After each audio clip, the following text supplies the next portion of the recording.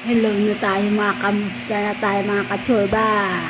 Dahil dyan, ano muna ako. Maganda na lang. Maganda talaga ngayon kasi medyo mabilis-bilis lumubog ang araw dito sa part na to. Hindi na siya ganun katindi. Mainit.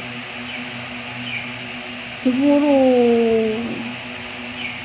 mabilis sila umikot. Siguro yung araw mabilis umikot. Kaya malaking pasalamat na din na mga bandang alauna, umiikot na yung araw kung saan sila. Doon sa mga kapitbahay naman nagpainit. Bahala sila. Okay, dito, sobrang init talaga dito. Dito mga bandang 9 ata, sobrang init na rin dito. At least mga bandang alauna, umiikot na talaga siya. Kaya dahil dyan, nakakachismis na ako. Tara na mga chismis. Chikahan. Ay, nagbunot-bunot na naman dapat. Hindi, nakakaloka. So, yun nga. Kahapon kasi, wala akong masyadong tsurba-tsurba sa pagchismis. Oo, kahapon. Kasi, syempre, wala akong load. Buti na lang, si kapatid, kahit na patamad-tamad yan sa nakahiga, ay okay lang. Kasi, resting niya kahapon. At syempre, nagkaroon siya ng extra pera. Sabi ko, wala akong load. Pa-load muna. Pinaload ako dahil dyan nakachismis talaga ako. Ngayon lang. So, yun nga. Happy Mother's Day sa inyo mga kachurba. Mga chismosa dyan. Maraming kayo sa mga kainan. Oo. Saka yung mga date, may mga... Ako kasi wala. Siyempre, alam mo mga katomboyan dito dahil mga katomboyan dito sa bahay. Oo, mga single pati. Pero, sa totoo lang, sa awa naman ng Diyos, masaya rin kami. Kasi, kahit na wala kaming anak, eh, ganun talaga eh. Di kami nagkaanak eh, wala kami magawa. Pumasyal-pasyal din ng mga bata na magsasabi, Mami, Happy Mother's Day. O, diba? Nakakatuwa. Alam mo yun, nakakatuwa kasi parang mapapa-happy ka talaga sa mga ganyan occasion, sa mga okasyon na ganyan. Kahit na hindi ka nagkakaroon ng anak, syempre, wala ka rin naman jowa. Magjowa man, kaya hindi makabuo. Hindi po nga. Pero okay lang, may mga pamangkin tayo sa paligid natin dyan na nakakalimot, nakakapasyal sa mga ganyan okasyon.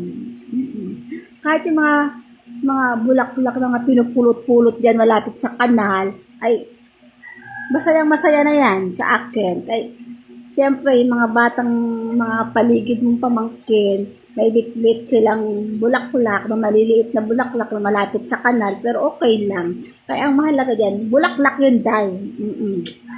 Kaya, nakakatuwa. Kaya, saya din naman talaga na may mga pamangkin. Alam mo, kung kayo mga tito kayo, mga tita, tito, kailangan pa rin talaga maging mababait ng mga pamangkin nyo, di po. Huwag kayo puro utos, puro kayo bunganga. Oo, may mga time talaga na nakakautos tayo. Pero at least, malalaki-laki na sila.